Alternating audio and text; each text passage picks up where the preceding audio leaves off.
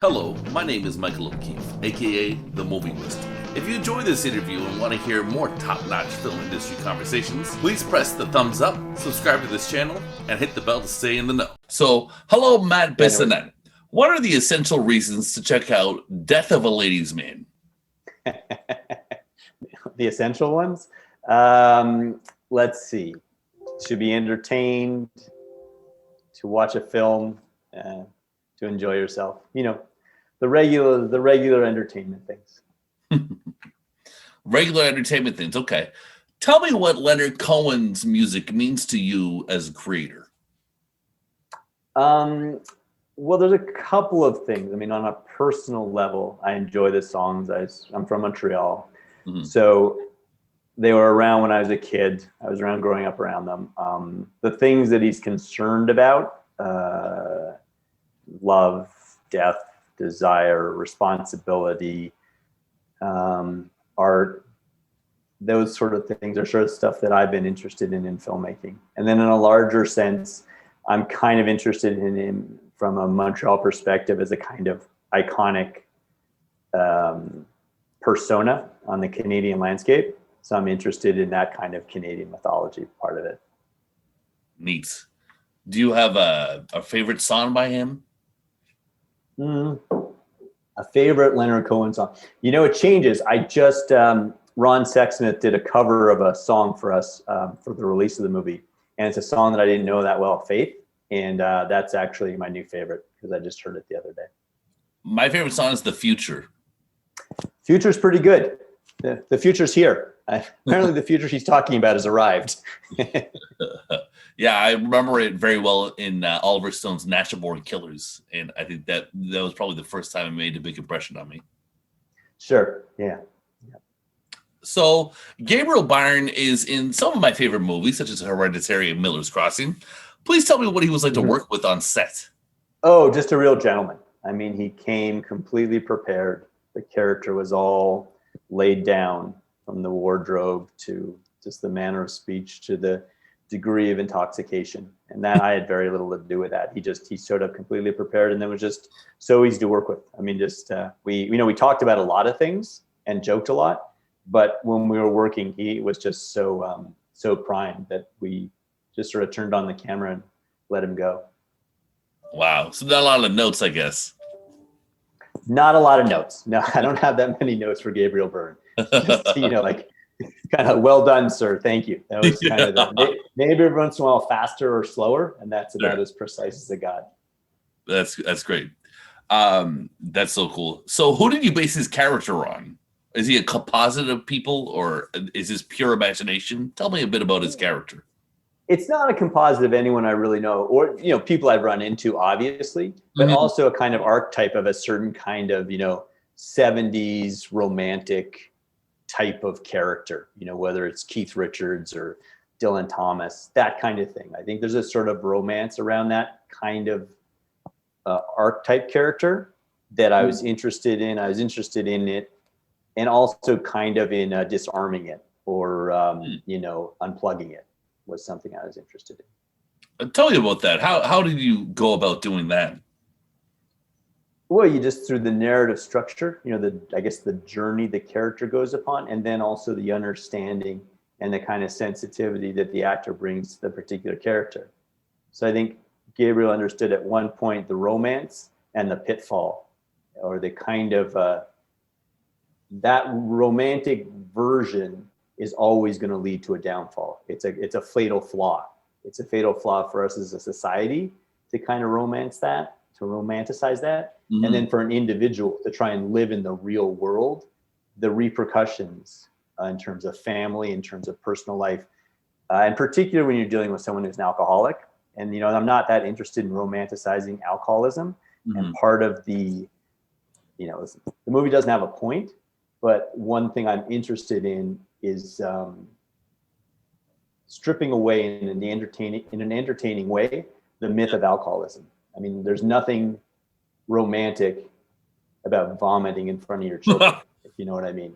Right. And there's a tendency to romanticize it, and that's something that listen. It's a movie. It's cinematic. We're in the business of entertaining people, but you also want to do it in a truthful way. And I think that, on the strength of Gabriel's performance, we were able to do that, to present a human being that you can kind of relate to, but then also behavior that is exactly what it is, if you know what I mean. It is what it is, and you may as well show it. Yeah, I guess it's sort of in the backdrop, right? Like it's not in the forefront. You're not yeah. it down. Because I found I don't know. Do you like Rudy Ray Moore? Are you a fan of him? Who? Have you seen the film Dolomite? Oh no, I haven't seen Dolomite. No. I mean, I watched the trailer. That's funny. I would like to see that film. I have not seen it yet. Okay. Do you find there's a similarity? Well, just because he made 4 movies and his last one, Disco Godfather, did not do as well in the urban community because it sort of lectures people against doing angel dust. And so you don't want to go Disco Godfather. You want to be, I don't know, somewhere in between, not glamorizing things like, I don't know, like in a Humphrey Bogart movie, but you don't want to go full Disco Godfather with it, right? Yeah, I mean, I think, you're not trying to teach a Sunday school lesson, if that's what you're kind of getting at, but you're just trying to, so here's the if you're going to live a certain kind of way, or if people live a certain kind of way, here's generally the consequences, and I think there's a certain degree of honesty that you want to have when you're presenting something to people. There's nothing wrong with being entertaining, and there's nothing wrong with, film's a very romantic medium. There's nothing kind of wrong with that, but there's something a little bit wrong with being dishonest, at least in my opinion. The goal has to be, I assume, to present some kind of truth, or else, why'd you bother to bring all these people together? If you're just in the business of, spinning falsehoods, maybe you just should have stayed in bed, giving us all a break. So at a certain point, I think you're trying, whether you're correct in your assumption of what truth is, that's another matter. But at least you got to have some kind of that's just my opinion. That's how I approach it. I'm not here to tell it's a very respectable opinion. I get it. Yeah. So what? And I know that was a ridiculous comparison with Disco Godfather. I was just throwing that out there. I love it. You came out of left field at me, and I totally love it. It's a weird movie. I like weird movies, so if it's weird, I'll probably go see it. I'll probably check it out. Beautiful. Yeah. So let's talk about influences a bit for this particular project. I find, you can't help but be influenced by not necessarily the greatest movies of all time, but just kind of what you're watching day to day. So I was just wondering, what were some of the movies you were watching while you were writing this movie that might have poured in as an influence to an extent? A movie I had seen about 2 years before we made it, and I saw it in the theater, which is, I'm just kind of remembering because it's funny when you think of seeing a movie in the theater now. I saw All That Jazz. So nice. Thinking of All That Jazz a lot. I know I like that movie. I like him as a filmmaker. I think his movies are kind of weird, and that's why, like I said, I'm definitely in favor of weird and different films. So I was thinking about that one a little bit. I mean, there's always the movies I grew up with. And this probably doesn't, isn't apparent in the film, but like Do the Right Thing, early Jarmusch stuff, early Gus Van Sant. That's kind of my blueprint. The late 80s, early 80s. So I kind of always, that's where I'm usually coming from, just in the same way, if you're a singer, the songs you grew up in probably are always going to kind of influence you. So that's the kind of stuff, there was no real specific film I was thinking about all that much. There's like Reuben. There's films that are sort of in that tradition, what's the other one? I'm blanking on it right now. That sort of tell the story of a kind of similar character. So I was sort of aware of that tradition, and then I'm sort of aware of kind of pulling the rug out from under it to a certain extent. Groovy. So how does this film compare to your previous work, and how would you describe your underlying aesthetic? Again, my underlying aesthetic, it's probably something that comes out of those early American independent films, 80s, 1980s films. That and I like French New Wave stuff. So I guess the two through lines that I can sort of draw from New Wave movies and from American indie cinema was a kind of desire to be different, and a kind of desire to yeah, be different, to just trying to do things in a little bit of a different kind of way. And in terms of my specific stuff, the big difference is I hadn't made a movie in a number of years. And during that time, I started directing a lot of ads. And that just gave me, coming out of independent cinema, then shooting advertisements, I was working with larger budgets. So I was just a little more comfortable and learning about just special effects. So as I was interested in this movie with just having some kind of interesting visuals and combining that with a kind of dialogue-driven, narrative-driven sort of family drama. That's kind of what I kind of do. I like kind of family dynamics, but then injecting even a bit more visual oddness into that. So if I had a kind of game plan going in, it was to kind of make that advancement just filmmaking wise. Cool. So you mentioned the French New Wave, and I'm sure a lot of people listening to this have no idea what that is. If you could recommend maybe like one or two French New Wave movies for people to dive into, what would they be? I'm a big fan of Day for Night. That Truffaut movie. His first one, The 400 Blows, is great. Any Eric Romer, as far as I'm concerned, you can't go wrong. And Agnes Varda. For those are the kind of three. I mean, I like Godard a bit, but I'm sort of more a Romer, Truffaut, Varda type person. So any of those three, you'll have a very wonderful Saturday night. Most certainly. What is your favorite and least favorite part of filmmaking? My least favorite part is raising the money, because that's also the most difficult, and that also in some ways has the greatest impact on what you're able to kind of do.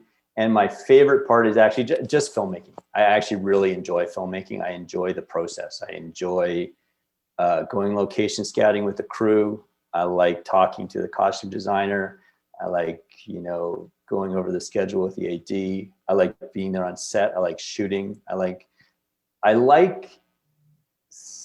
the thing about filmmaking. You write a script, you sit in a room for a year, and then all of a sudden all these people show up, and they're all so fantastically talented, and they sort of bring to life this thing that you had thought of in ways that you never thought quite possible. And that's a real just gift for someone thinking up ideas in a room, in my experience. That's awesome. Since you touched upon the filmmaking experience, tell me a bit about your crew. Who are some notable players, or who are your go-to guys and gals? Well, everybody. I mean, your first AD. I mean, first of all, your producers. So I had great producers on this one: Corey, and then Dawn, Martina, and Mary Claude are the four producers on it, and they just sort of moved mountains just to get the thing made. So that's the sort of foundation. My AD Matt was amazing, and Laurence, they were great. Again, costume, production designer, all that kind of stuff. But basically, the Irish crew is amazing. The Montreal crew is great. Yeah, can't say enough good things about the folks who worked with on this one. That's great. So when you're just relaxing, when you're at home, what do you do the most? Do you read books, listen to music, or watch movies? Well, I have kids, so I do a lot of parenting. I do a lot of parenting, but then, very simple stuff. I watch I live in Los Angeles now, and my brother does too, and we were remarking on this the other day. The longer that we don't live in Canada or Montreal, the more Montreal Canadiens hockey games we watch. So I watch an alarming amount of hockey. Yeah. And walk the dog. I surf a bit with my kids. Cool. I enjoy the ocean quite a lot. And then reading, trying to watch as many films as I can, read as many books as I can. And music is kind of always playing. Like I can listen to the same record about 9 million times. So I just always have, I have a lot of vinyl, which I torture my children with, but then also I have a 14-year-old, so I kind of get keyed into what he's listening to. So nice. The more art from other people that I have the time to absorb or appreciate, that's kind of where my head's at. Matt, thank you very much for your time. Is there anything else you would like to say about Michael, I really appreciate it. before I let you go? No, just folks, please go see it. It's a great movie. We had fun making it, and I hope you have fun watching it. And thank you so much for your time, Michael. I really appreciate it. Thank you, sir. All the best.